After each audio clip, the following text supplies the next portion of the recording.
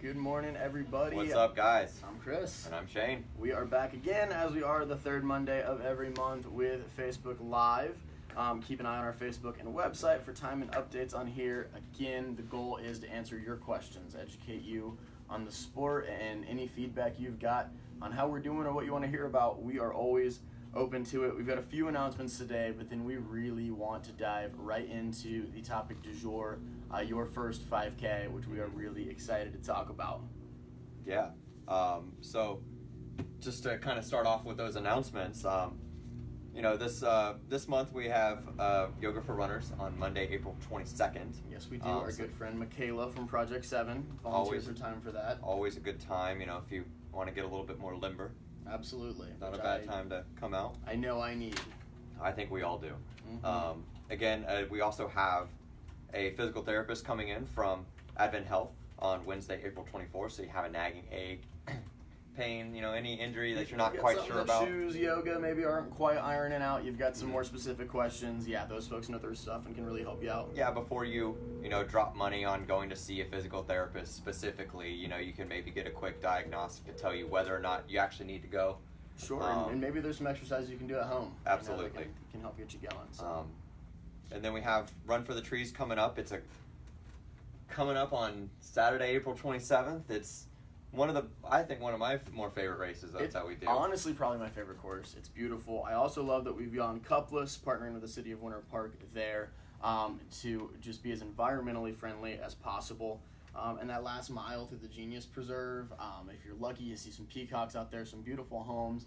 And that's the only day of the year that's open for the public to run on. So it's a really unique opportunity. Absolutely. So make sure you're signed up for that.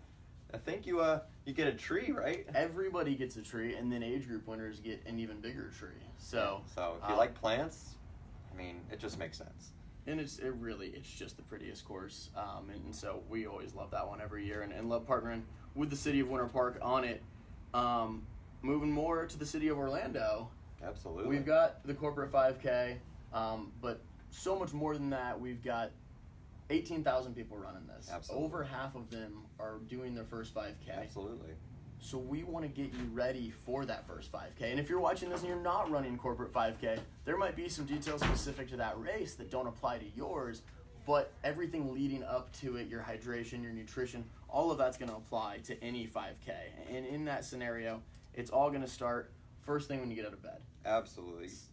And maybe even before that, make sure you get good sleep. Well, sometimes, Run for the Trees, you're going to be out of bed early and going straight to the race. That's one of the first things you do in the day. But corporate 5K being an evening race, we're going to talk about that kind of all-day prep, right? So you're thinking about what you're eating, what you're drinking from as soon as you get out of bed. And I think it's supposed to be a little toasty that night, so we cannot stress hydration enough. I want to start there.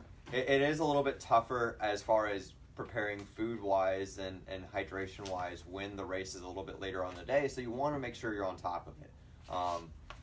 Make sure you're eating simple foods throughout the day. If you want to have a hearty breakfast, sure, go for it. But I would say from lunch on, make sure you're, not hitting those heavy sauces, those heavy pastas. Smoothies, toast, a banana, simple carbs. Absolutely. One of my go-tos before a race is a peanut butter and banana, like an hour before the race. That's the only thing I'll eat within that time frame of about 2 hours before the race. Typically is that banana, maybe something like we sell the Honey Stinger waffles and stuff like that. Some of our gels, those sports nutrition-based products, 45 minutes, an hour out. Now, that's not going to hurt you. As far as, for me, if I'm doing an evening event, I'm not going to put anything heavy, like a full meal in my stomach, any closer to the event than 3 hours out. Yeah. It's usually at least 3 hours before that I'm having that last really heavy thing besides maybe, like I said, a gel, a Honey Stinger or something. Yeah, and that 3 hour, that 2 hour range, that's kind of up to you. Just be careful. I definitely wouldn't recommend having a meal after 2 hours. Before 2 hours. So, yeah, most definitely. Keep in mind that you want that enough time to settle in your stomach so you're not getting cramps and things like that during the race, upset stomachs and stuff like that.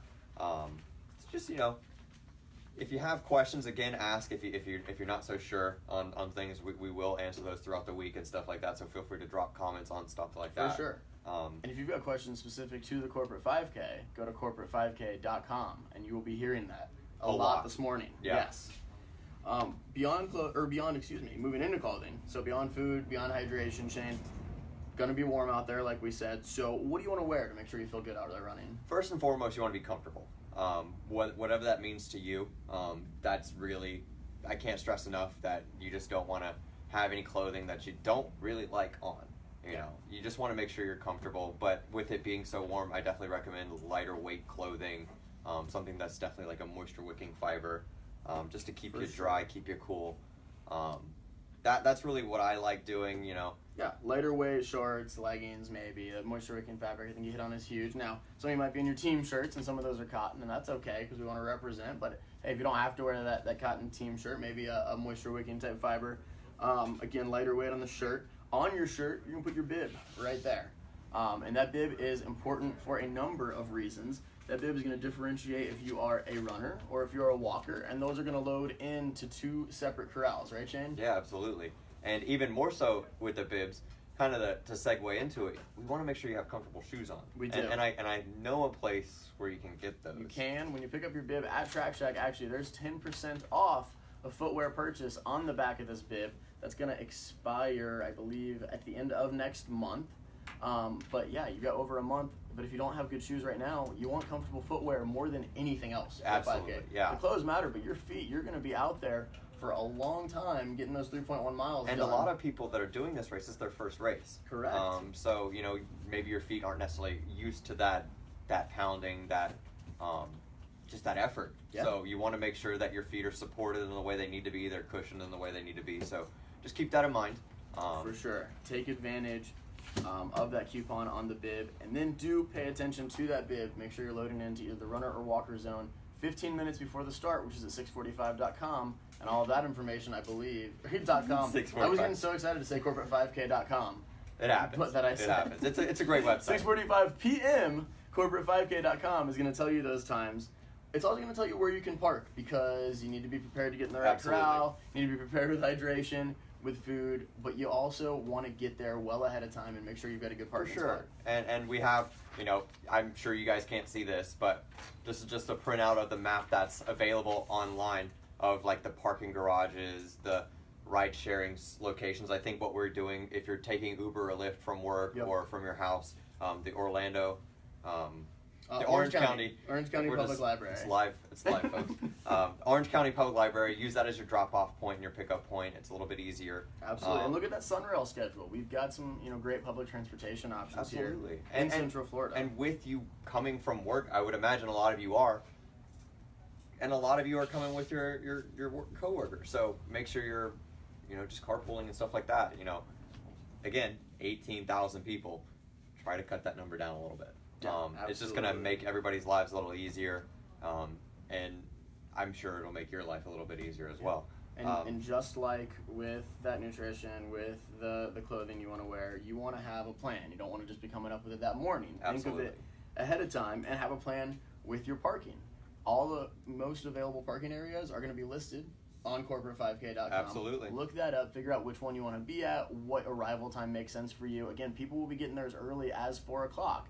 And the earlier the better is always our recommendation, because that way you're not stressed out. When you're walking up to that start line for your run or for your walk, you want to be relaxed. You want to be ready for that 5K and not worried about, am I going to get there in time, because I'm parking too late. The name of the game is having fun with this. This is supposed to be a fun event.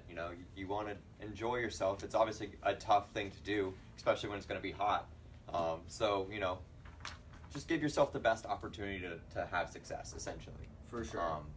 And to kind of go off of that, I think we're going to be a little bit more tip oriented right now. For your race plan, you don't want to necessarily, if this is your first race, you don't want to go out guns blazing from the beginning. Right. You want to have a little bit of a pace to yourself, know your limits and things like that. Yeah, absolutely. Listen to your body. Stay comfortable for feeling good after a mile. Maybe pick the pace up, but you don't want to leave it all out there early on. Do we have some questions? No? Okay. All right. So once you're there, let's say you planned out your parking, you're all good, you're walking to your tent, you realize, where is my company's tent? Also available where, Shane? Corporate5k.com. We've got course maps, but we've got them blown up behind us here. So figure out what zone you're in. They're colored gold, blue, red, and white zone. And then once you're within that zone, if you're still having some trouble, we've got, you look at the areas of those big tent images there, those are our information tents within each zone, and we can help point you in the right direction, give you that personal touch. We want to be able to answer all your questions right up to the start of the event. And one of the things that we were talking about right before we started this was we have a couple people concerned, like, I'm a little bit slower and things like that. I might be out there on the course a little bit later. It might get a little bit darker. So if you're not going to be running super fast, or you're going to be out there, enjoying yourself, stuff like that, maybe bring a flashlight or something like that you can make sure you're seeing the course. You're not stepping in a hole or something on the road, or a pothole or something like that. The roads are pretty well lit, but you do want to make sure that you've got some lighting of your own. And for once the sun goes down, I believe AdventHealth is handing out glow sticks. They are. So you can grab some of those, which is great. And I think we did already mention this, but going back to the course again, there's 2 water stops. They are. So pace yourself that first mile. Listen to your body. And listen to your body. If it's telling you it's thirsty, take that water along the way. Those stops are there for a reason. Yeah, you don't just hydrate before the race. You have to. You're using a lot of that. You're sweating a lot of it out. Again, it's gonna be hot, so make sure you're replenishing yourself when you need it. Don't skimp on it. It'll make your run a little bit more enjoyable. It'll make it a little bit more easy. So just really keep that in mind. There's 2 of them, and I don't know if we mentioned this either. If you just want a little bit more entertainment on the course, you're in luck, because we have a couple of bands out there. We do. There's some live music to keep you going out there. Big Tiki and the Mai Tais, the Dungeon Dogs, and Leave It to Us are our 3 bands. So yeah, definitely check that out. Stop at those water stops. Listen to some tunes. Absolutely. But then you cross the finish line. Oh, and that's the fun part. Your first 5K is over. It's time to celebrate.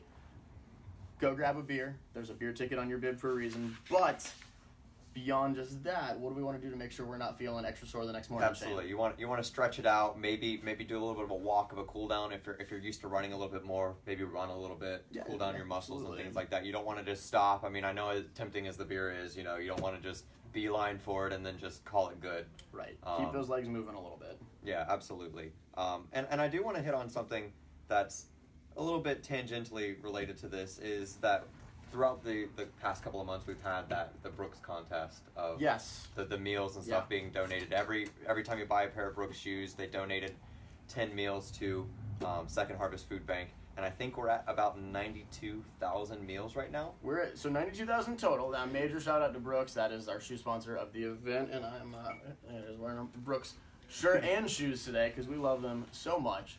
But they've donated over 4,000 meals through that. That 92,000 involves you guys, too. That's all of our companies. Absolutely. And you can still bring canned goods to the event. Our goal is 125,000 meals, and we think we're going to do that and then some.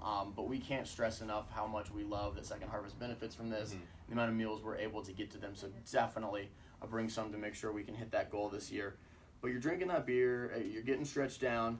You also want to make sure your team times are turned in. Absolutely. So Very before important. your finish time for your team captain, have them turn it in, and then last but not least, find that team tent and have some fun, right? You earned that. It's a big party, There's gonna be a lot of people there, so really enjoy yourself. And I think you had something that you wanted to read too. So yeah, absolutely. If this is your first 5K, or maybe corporate 5K is not, your first 5K is further on down the road. But if you did do corporate 5K and you really fall in love with it, you want to do more, but you want to figure out, how can I improve my time? How can I run for longer intervals than I'm walking for? We've got some amazing training programs to help get you there. Our beginner program is called Zero to Fit. Our 5 and Dime is for those of you really looking for kind of speed training, specifically targeting that 5K and the 10K distance. So Susan Paul is our program director for all of those. And this is a blurb from the email she sends out to Zero to Fit to give you an idea of just kind of the amazing people and coaches you'd work with there. And also, I think this is just a good thought to have in your head going into that first 5K. Yeah. So it says, so run your own race. Don't compare yourself, your progress, your fitness, your run pace, your distance with anyone else's. Don't fall prey to others' expectations and risk living with a level of disappointment that might deter your individual progress. Do be inspired by others. Tap into their energy, enthusiasm, or the work ethic of others you might admire. But find what deeply motivates you. Find your reasons for running, for being healthy and fit. And that's exactly, what you can do in general with this 5K training, but with a more focused effort through our training programs will help you get there, and hope to have the chance to do so. That's a great sentiment. Do we have any questions to answer before we head out? Awesome. All right. Yes. Call the store with any specific questions about the event, as well as, of course, corporate5k.com. Use that coupon on the back of your bib, and tune in next month when we talk about half marathon and marathon training. Getting a little bit deeper. Thanks, guys. Have a good one.